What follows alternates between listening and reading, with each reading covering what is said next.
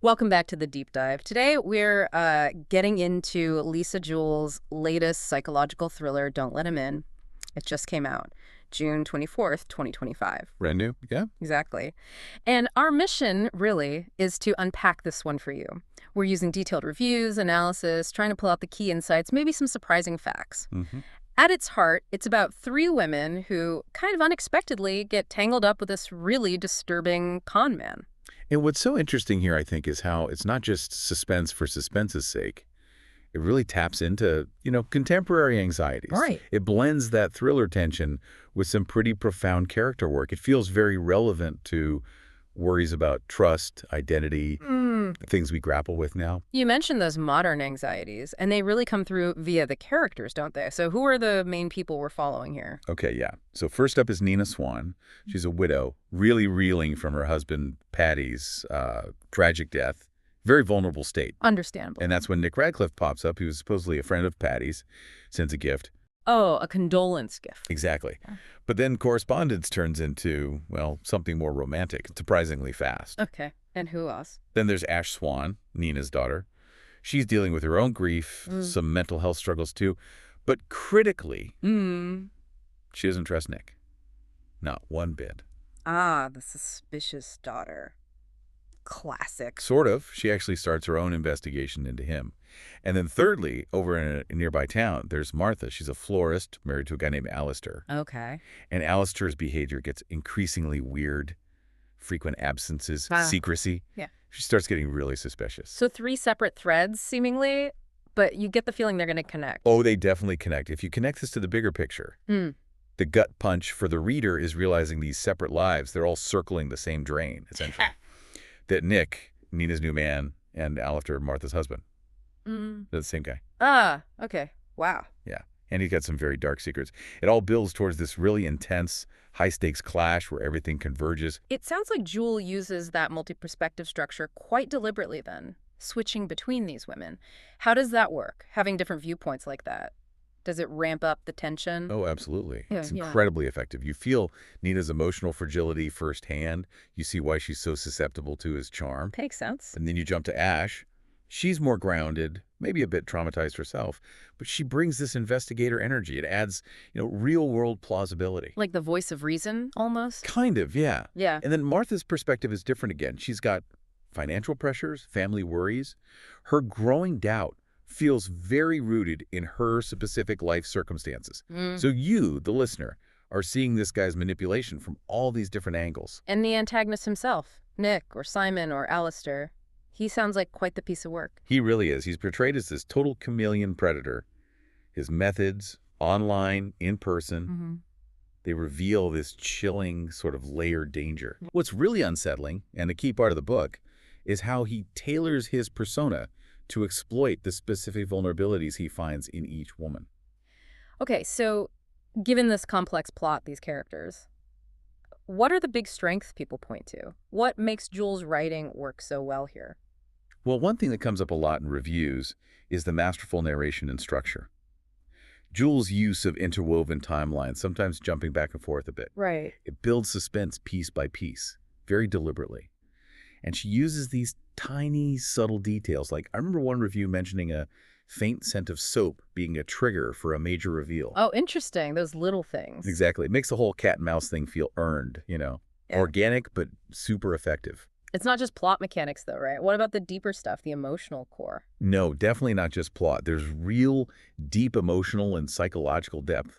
The novel seriously explores grief, loneliness, female vulnerability, themes that make the characters feel very real, very relatable. And it also touches on broader systemic issues, Right. like how deception plays out differently in online romance versus, say, within a family's trust structure. That digital aspect feels very now. Hugely. Yeah. That's the contemporary relevance bit. It digs into online deception, fake profiles, ghosting, gaslighting. Ugh, gaslighting. Yeah, that whole insidious thing of making someone doubt their own reality. Yeah. It really mirrors anxieties many people have about dating today, online or off. And crucially, it also highlights that struggle women sometimes face to have their concerns taken seriously. That really resonates. So it's hitting on personal psychology, but also broader social issues. And you mentioned the women. Oh, Does their connection become important, that resonant female solidarity? oh, it's absolutely crucial. As Nina, Ash, and Martha eventually start to connect and unite, their collective strength becomes this really powerful thread in the narrative. Oh, There's a kind of psychological catharsis in seeing them work together. Their bond, their shared resilience against this guy is a major thematic point. okay, we've talked up the strengths, but let's be balanced. No book is perfect. Mm. Were there bits where maybe believability got stretched a bit, where it might test readers' suspension of disbelief? That definitely came up in some analysis, yeah. A fair point. Hmm. For some readers, the number of coincidences needed to bring these specific three women into this one man's orbit. Right, it could feel a bit convenient. Exactly. Or even Nick's persona itself. It's so elaborate. One reviewer described him as embodying every possible scam. Jealousy, manipulation, fake deaths, maybe even murder. Wow, he does it all. Pretty much.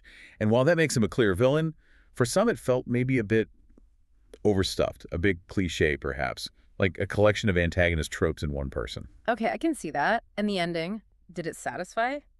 Or leave things hanging? Well, the buildup is generally seen as really tight, very suspenseful, but the resolution, some found, felt a little too neat. Tidy. Yeah, it wraps up the main conflicts pretty cleanly.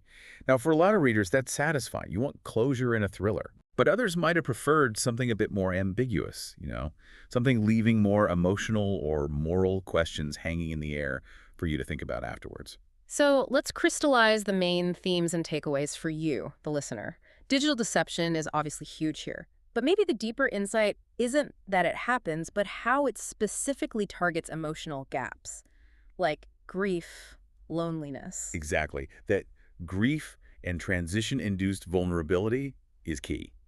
Nina and Martha are both in flux, emotionally raw from big life changes. Making them prime targets. Precisely. It's a really stark look at how emotional states can create openings for exploitation.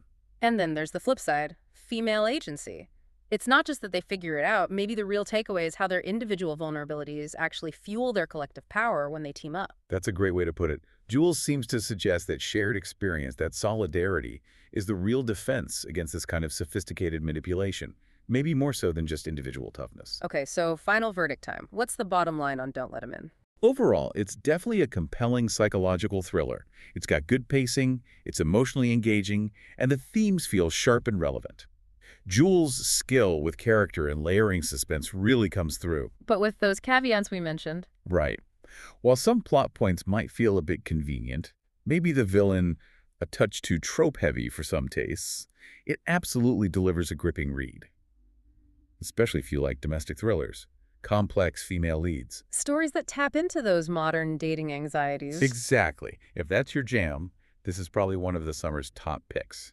If you lean towards endings that are more ambiguous or villains who are maybe less everything but the kitchen sink, it might feel a tad conventional, but likely still a satisfying ride. And if people read this and want more like it, any recommendations? Sure. For that blend of introspection and suspense, maybe check out The Silent Patient by Alex Michaelides or Gillian Flynn's Sharp Objects. They hit similar notes. Good suggestions. So, wrapping up this deep dive, Don't Let Him In really serves as a potent reminder, doesn't it? How fiction can spotlight these real-world fears about trust, about deception, especially in our hyper-connected age. It really does. It shows how subtly vulnerability can be exploited, but also the incredible strength that can emerge when people connect and act together. Which leaves us with a final thought, something for you to maybe chew on. In an era where digital personas are everywhere, how do we actually tell the difference between genuine connection and really elaborate deception? And what's our collective role, our shared awareness in protecting people who might be vulnerable? That's a big question. Definitely one worth thinking about long after you finish the book. Indeed. Well, thank you for joining us on this deep dive today. We hope it gave you some food for thought.